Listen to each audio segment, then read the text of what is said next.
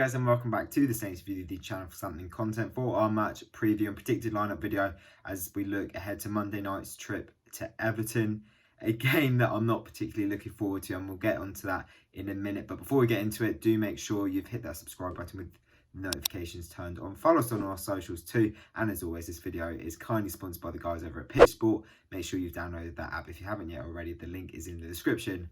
Right, before we talk about Everton, let's talk about the Leeds game. Obviously, last time out, last Tuesday, absolute shambles. I said it in the match review.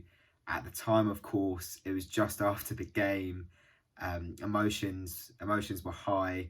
I've kind of relaxed a little bit now, calmed down a bit, but I still have the same feelings as, in the sense that it just was a shambles, absolute shambles, not appropriate at all, not acceptable. You know, after a great first half, I think great's strong, but a good first half, definitely a good first half where we should have probably taken a lead. We capitulated, you know. I thought the first goal from Bamford, some calls for McCarthy to save that, but I think those calls probably wouldn't be coming if he wasn't as much of a scapegoat as he is right now, and, you know, he'd been playing badly. But of course, it just caught us off guard. I should say, and yeah, it was the catalyst of our downfall. You know, the Dallas goal, poor defending, and then the third goal from Rafinha. I think McCarthy needs to be saving that. So yeah, we should have lost the game 3-0 without a shadow of a doubt. We were comfortably in the game at half time, but we just offered very little in the second half. Romeo came off, season-defining injury. Now he's out for the whole rest of the season, which is a massive shame because he had a great game, or he had a great first half. I mean, that tackle, I didn't mention it in the first half, in the match review, because I was too angry about the result, but what a tackle. But yeah, again, we've got to pick ourselves up after another defeat, 7 in 8 now, 1 point in that time. And we've got to look ahead to another Premier League game, another one that's difficult, very difficult test, at a ground that we haven't won at. I mean, in my lifetime, I don't think we've won there this century in the Premier League. We say it every year, you know, the Goodison Hoodoo. We had it last year in the restart, 1-1 draw when we probably should have beat them about 2 or 3-1.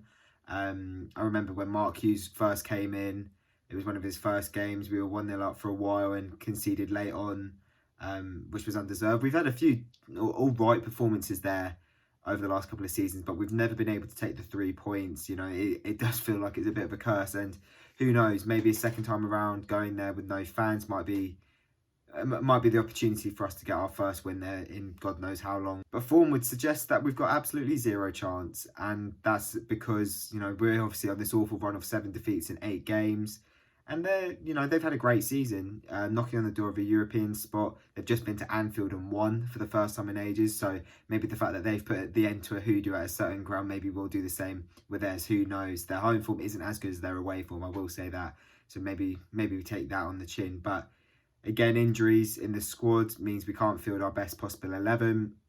Probably can't field our best possible 11 if you include Oriol Romeo in that best possible 11 for the rest of the season now, because he's going to be out for 3 months. So yeah, again, it's the same old story really, and it's another game that I'm going into with little optimism. That's probably a rarity actually. Naively, I've gone into a lot of these games with optimism, thinking, okay, today's going to be the day that we change our form. But I've got absolutely zero optimism for this game. I hate saying that as a Saints fan. I love to be optimistic, but I also have to be realistic, and form would suggest that we're taking absolutely 0 points from this game. Maybe putting a good performance. We might battle. It might be tight, but you know, these are the fine margins that just haven't been going for us of late. You know, when the game's been tight, the other team has scored, or when we're on top, we haven't taken our chances. It's as simple as that. But yeah, we've got another game on Monday. I think the run after that, in fairness, there are a few favourable fixtures in there, particularly Manchester City away. I think we can get 3 points from that. But in all seriousness, we have to look at Sheffield United, Brighton. I think we've got West Brom in early April as well. They're 3 games that I'm thinking off the top of my head, absolutely must wins.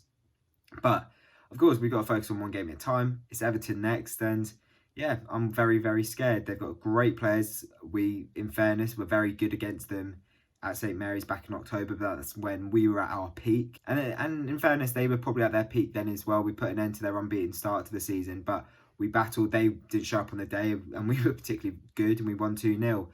I can't see any sort of similarities to that game on Monday night. I think they're going to be on top. They've got much better players. I think they're going to be very confident after the win at Anfield. And we're probably going to feel a little bit sorry for ourselves. We might feel a bit deflated. Now we've been given almost a week since the Leeds game to kind of dust ourselves off, get fit again, because we had to see a few players rotated.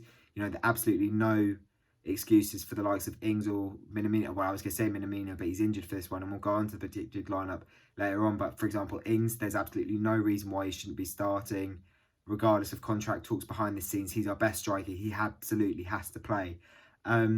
Yeah, it's a game where, you know, I don't expect much, and maybe that might be a good thing. Maybe we go there and come away with a surprise result. But of course, I'm no expert on Everton, so I got Cam from the Mighty Blues to come back onto the channel to give us some insight on what's been going on with Everton since our meeting back in October and how he's feeling ahead of the game. Right then, guys, onto the opposition preview. And once again, Cam from the Mighty Blues has been kind enough to come on the channel to talk about Everton ahead of the game on Monday night. Firstly, mate, how are you doing? I'm all good, mate. I'm all good. Yourself? Yeah.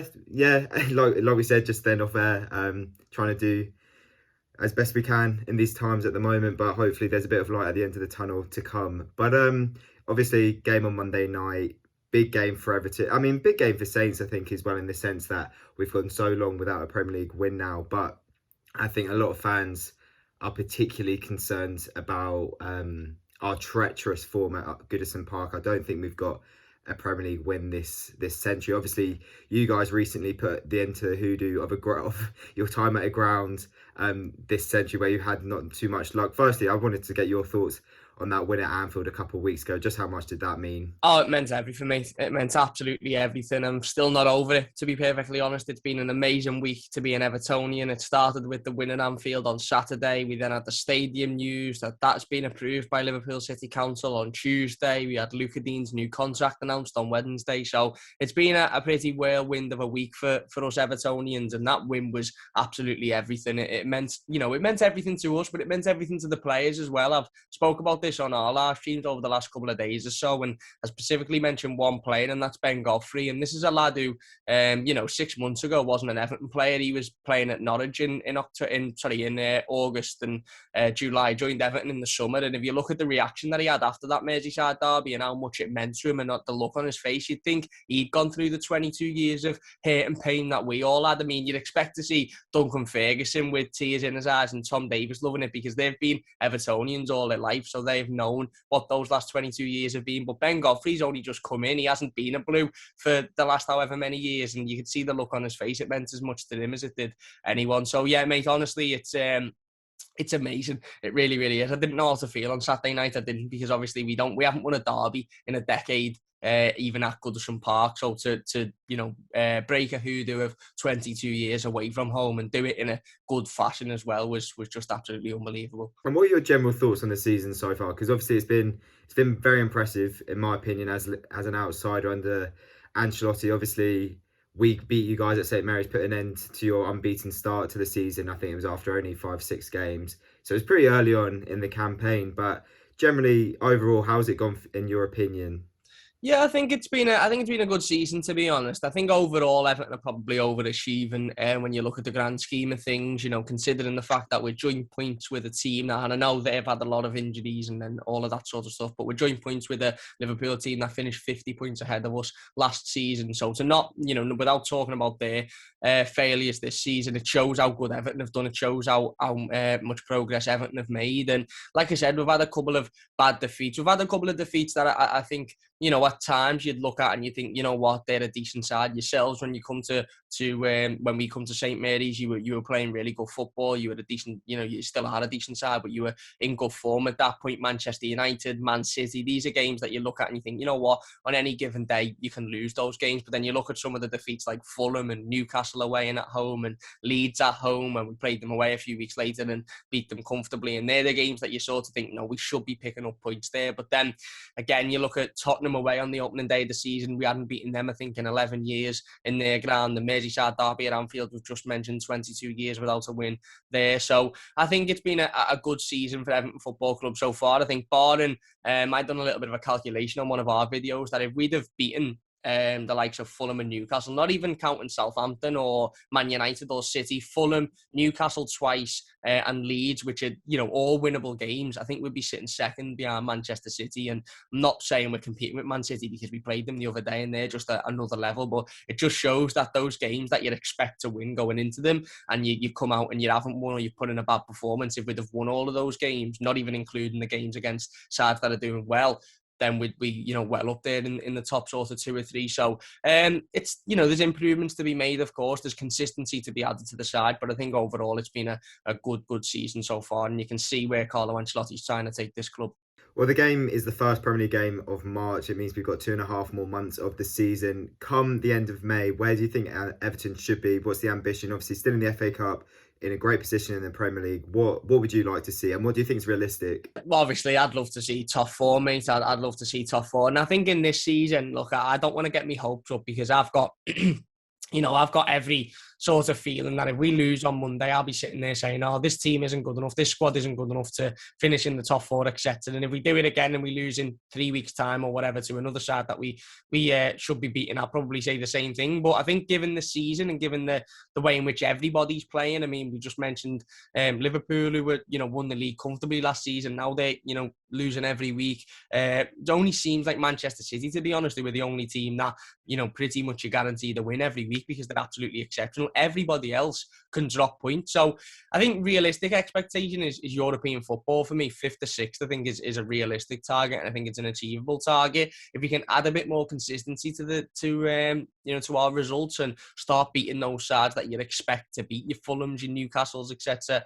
then I think if we can get a run of momentum going. But it's going to be really, really interesting, to be honest, mate, because that derby win on Saturday didn't just mean 3 points and a chance to go level with a side that are in 5th and a couple of points away from top 4. It didn't just mean beating a hoodoo of 22 years. It was the mental block that meant, now we're going to be going into derbies in the future, and there won't be that sort of big, massive weight on our shoulders, or we haven't beat these in so long, we don't perform against these. And I think it's really, it'd be really, really interesting to see how much confidence that can give this Everton team. You look at Jordan Pickford, for example, who I think is a brilliant example. He'd been through thick and thin, in the media had absolutely launched at him for pretty much from October or September, when the first derby was, to now. They were absolutely hoping that he'd fail the other last week. They were absolutely hoping that he'd have another blunder or he'd make another mistake, but he wasn't. He was a 10 out of 10. He was perfect. And a lot of Evertonians, when discussing Jordan Pickford's sort of Everton career, talk about the first Merseyside derby, in which obviously they had the Origi goal in the last minute, and a lot of us sort of sit there and think that was the moment that it all sort of felt a bit for Jordan. Before that, he was our player of the season. He was brilliant. So hopefully now that period's come to an end and he's, obviously silenced all of those demons with a great performance against them, hopefully now he can kick on. So it'd be really interesting to see how the players react to such a massive win. But like you said, you've got to turn up and you've got to do it again sort of the next week, and you've got to continue to perform on a decent level. So realistically, I'd say 5th to 6th, definitely European football. That should be the aim this season. The hope in me wants to say top 4, but I'll probably say at the moment we're probably ready for Europa League, and then go again with another big summer ahead. Well, you mentioned a couple of players there, obviously Pickford before, Digne, Richarlison, etc. Who are the key players for you going into the game? Who's been performing well of late, and who do you think can really take advantage of Saints' poor form on Monday night? I think the obvious names, James Rodriguez, and the quality that he brings to any footballing game. The lad is just absolutely exceptional. Not only his direct sort of his direct play leading to goals, assists, goals, etc. But everything that he does behind the scenes. Most of the goals that Everton have scored this season when he's been on the pitch have been through him, be it a direct assist. I know the pre-assist is something that gets laughed at and we all sort of have a chuckle at, but it is important. I'm not going to sit here and say, oh, he's got 16 pre-assists, but the ball, if you're putting a ball 45 yards across the the pitch and you're landing it on someone's feet in the 6-yard box, and all they have to do is cross it across and Dom's on the back post, that ball deserves credit because it's gone all the way along the pitch. And I think, obviously he's a threat. The ball in the derby to Richarlison is just pitch perfect. He absolutely plays him in. Dominic Calvert-Lewin, Carlo Ancelotti said in his press conference yesterday that he should be fit to start, as well as Alan as well. Be interesting to see how Alan does. Obviously he's been out for a couple of months now. But in terms of key players to look out for, I'd probably say Dom Obviously, aerially, I think he's unbelievable. Just got that natural goal scoring threat now, always wants to be in the right place at the right time, wants to get the goals. James Rodriguez is the one who's creating them. Luca Dean, obviously, those balls into the box are exceptional. And I'd also say look out for Richarlison as well. He hasn't had the greatest of seasons this season, Richarlison, to be fair. And again, we spoke before about if we won those games against your Fulhams and your Newcastles, etc. Well, Richarlison's been Everton's best player for 2 years. Imagine if he was on that form of a couple of seasons ago, where we could potentially be. So, but he is starting to come back into that form. Got a couple of goals in the cup against Tottenham in the FA Cup in the last round. Obviously, got that equaliser against Man City, and then got that fantastic first goal against Liverpool. So I'd look out for him as well. I think he's coming onto a bit of form. And then coming to the end of it, what are your thoughts on Southampton going into the game? Obviously, we've been in a bad one, but like you said, when you guys came down to St Mary's, we were probably at the peak of our season, playing great football. Went on to go top of the league for a bit. What have your thoughts been on us as an outsider? And are you still wary of Southampton going into the game? Yeah, I'm definitely wary of Southampton. I think, we've spoke before on the channel, and obviously I travelled up to St Mary's a couple of seasons ago for the game. Southampton are probably the team in the Premier League with the most players who like to score against Everton. James Ward-Prowse constantly scores against Everton. Danny Ings constantly scores against Everton. No, I am. I like I said, I'm not. I wouldn't say I'm fearful, but you've got to be aware of sides with quality, and Southampton have got quality. Look, you weren't first at the start of the season. You didn't go on a good run of form for luck. You went on a good run of form because you were a very good side, and you still are a decent side. And the thing is with Southampton, which I've sort of gauged from an outsider, is you go on runs of form, be it good or be it bad. It's usually sort of a typical, oh, you're doing well or you're not doing so well, rather than it's sort of up and down a little bit. And like I said, when we played you at St Mary's early on in the season, you were fantastic, and you absolutely played us off the park at a time when you were playing good football. And I don't see the Southampton game. Look, a lot of Evertonians would probably say that was a game we should have won, and in effect, maybe at the end of the season we'll be looking at it thinking it is. But when I'm looking at games that I'm really frustrated with, that doesn't come into one, because I look at it and think, well, they were a really decent side at that time, and they turned up and they beat us. Yes, we were awful, but they were playing good football. It's not like your Newcastles or your Fulhams where they couldn't pick up a point anywhere else, and then they turn up against Everton and beat us. Southampton were picking up points, so it's a game I expect to win, because I think you can't. Well, you can, because it's Everton, but you can't come off the back of a Merseyside derby win against, again, taking away the hoodoo and the fact that it's a derby win. You can't come away from beating the champions away from home and then not expect to, beat a side that aren't doing so well at the moment. And if we have aspirations for top, 6, 5, 4, whatever, Carlo Ancelotti obviously has spoken about finishing in the Champions League, then I think, games like Southampton, we play West Brom on Thursday as well, are games that we need to turn up and win. One worry I do have is it's at Goodison Park. Like I said, I think a lot of teams in the Premier League have felt that this sort of home form hasn't been as good as it usually is. Obviously, that's understandable. No fans in the stadium. We've been a lot better away from home. I mean, the game against you guys, and I think the Newcastle game and Man United are the only 3 games we've lost away this season. We've won 12 out of 15 or something like that, or 12 out of 16, drew 2, and lost, or drew 1 and lost 3, something like that. So, like I said, you've got quality. You've got players that you've got to be fearful of. You've got Paige, James Ward-Prowse, like I said, on set pieces is an exceptional footballer, very underrated for me. Danny Ings, who loves a goal. Che Adams as well. Got goal scorers. What I would say is, going into it, our defence, certainly in that Merseyside derby, was exceptional. Ben Godfrey, for me, has been unbelievable this season. This is a lad who even I knew a little bit about, but I thought of £20 million on a lad who, was a decent young lad, but is he going to be able to step it up? He's been brilliant. He's like a brick wall. Like I said, that passion, he's just a born winner. Michael Keane has been exceptional this season. Obviously, Yerry Mina's out.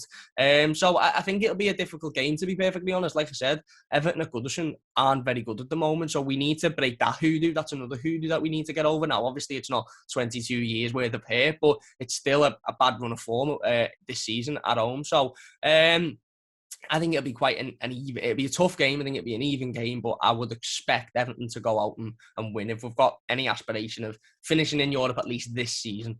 And can I push you for a score prediction just to wrap up?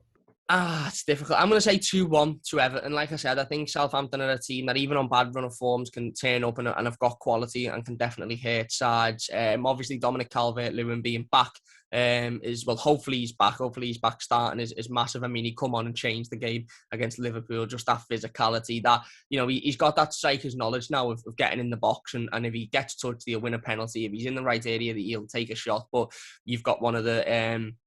I'd say one of the most clinical in England at doing that in Danny Ings, and Danny Ings absolutely loves a goal against Everton. I mean, I'd love to see his stats. I know we played Manchester City last week, and Gabriel Jesus had scored 7 goals in 6 games against Everton. I think Danny Ings is probably round about those levels, to be perfectly honest. He always loves a goal against Everton. So I'm going to go with 2-1. I think, like I said, home form doesn't fill me with a lot of confidence. If I'm being honest, I'd rather play it at St Mary's again, because I think away at the moment we're a lot better.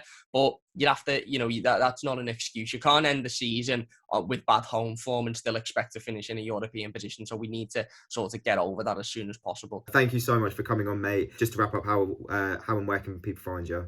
Yeah, it's just the Mighty Blues Everton fan channel on YouTube, Mighty Blues YT on Twitter. We've got a new podcast, the Park End Podcast. It's all about Everton football, some really interesting stories on that. We had Kevin Campbell on, Everton legend, a couple of weeks ago, and he spoke about the Anfield hoodoo, and he was the last Everton player to score a winner at Anfield prior to Saturday, and he said every season he talks about wanting to get rid of the record. So maybe this year, if he says he wants to keep it, it'll go, and lo and behold, he said he wanted to keep it 2 weeks ago, and then it went. So we've got obviously the Park End Podcast, the Mighty Blues YouTube channel, reviews or live streams, videos, all of that good stuff. So yeah, thank you very much for having me on. By the way, I really, really do appreciate it. And always been a fan of Saints. Wanted you to do well and stuff, and obviously wish you the best of luck after Monday. Wish you the best of luck for the rest of the season. Once again, mate, thank you so much for doing that. Of course, his links will be in the description below. But onto the predicted lineup. And this could be an interesting one. It's down to what I think is going to happen, not necessarily what I'd like to see. But in goal, Alex McCarthy. I still think he's going to keep his spot. I said in the Leeds match review that I think now's the time to put Forster in there. I don't think he's a better keeper. I don't actually think he's as good a goalkeeper as McCarthy when Alex McCarthy's at his best. However, Alex McCarthy has been performing very poorly of late. And in fairness, yeah, Forster has kept 3 clean sheets in the FA Cup and another one in the league. He hasn't had much to do in those games, mind. He hasn't been outstanding in those games, but sometimes a change of goalkeeper gives you a bit of a boost, and maybe now's the time. I think it is. I don't think Ralph will change though. I think it's still going to be Alex McCarthy. A left back, I still think Ryan Bertrand will keep his spot. Absolutely no questions there. In the middle, Mohamed Salisu and Yannick Vestergaard. I thought both had mixed games at Leeds. I thought Salisu at times looked very good. At other times, he looked a bit naive. I think there was a challenge in the first half where, Rafinha could have gone down and it probably would have been a penalty. But luckily for him, he stayed on his feet. So he just needs to be a little bit wary of that. And then at right back, Jan Bednarek again. Thankfully, we've had the news that Kyle Walker-Peters will be back, hopefully for Sheffield United next weekend, which is a big boost. Jan had an okay first half, but second, like with everyone really, it just went to absolute rubbish. He's not right back. It's not fair on him, really. Don't really have any other options. In the middle of the park, I think we're going to see Alex Yankovic come in for Romeu Diallo again. He's another player who's ready to come back soon. But for now, I think because Yankovic has had his suspension, he was on the bench against Leeds. I think he'd probably start, and I forgot. I hope he takes his chance this time, because if we have another Man United 2.0, they'll tear us apart. But also, there's absolutely no way he can go anywhere near the first team ever again. We've got to give him an opportunity because we're so short on resources. Next to him, James Ward-Prowse, of course. On the left, I think we're going to see Redmond, and on the right, Stuart Armstrong. Then up front, I think it's going to be the normal partnership of Adams and Ings back together again. Adams had a very difficult game on Tuesday night. I'm starting to lose a bit of patience with him. I do like him on his day. He's class, but we don't see his day enough, and it's been 2 months now, or more than that, since his last goal. It's not good enough for a Premier League striker, for a side that wants to finish in the top half of the table. And all strikers go through their goal droughts. I mean, Werner, look at him at Chelsea. He's gone through a massive one, but put an end to that. So I do hope for his sake and for our sake that he puts an end to it soon, because on his day he's great, but he's just not shown it enough this season, or more recently, I should say. And as for Ings, he needs to back up his ideas as well, because he's been poor of late. He deserved to be dropped after Chelsea, and I think other things are going on behind the scenes. but we need to see him back in because, of course, he's our best goal scorer and he does like a goal against Everton. So to run through the team again, I think it's going to be Alex McCarthy in goal, a back four of Bertrand, Salisu, Vestergaard and Bednarek, Jankovic and ward-prowse in the middle with Redmond on the left and Armstrong on the right, and then up front Ings and Adams. I'm going to predict I was going to go 2-0 Everton. I'm going to go, yeah, I think I will go 2-0 Everton. Hopefully I'm wrong, you know. Hopefully the fact that I'm predicting a negative scoreline, the universe will reward me with a positive scoreline in Saints' favour. That happened, of course, with Chelsea. Stranger things have happened this season than us getting a win at Everton, but I just don't see it. I don't see this game as being the one where we put an end to the rot, but I really hope we do. For God's sakes, I really hope we do, because we need to start marching back towards the top half of the table, because I think if we lose another game or two in a row, I think we're going to be waving away probably a top 12 finish, let alone top half, where, you know, we finished 11th last year. We wanted to build on that, and a few more defeats and we just won't. It's as simple as we need to get back to winning ways as soon as possible. So thank you so much for watching the video. If you have enjoyed it, leave it a like, subscribe if you haven't yet already. Follow us on our socials, and we'll see you after the game for the match review, hopefully after a big result for the Saints. Take it easy, guys.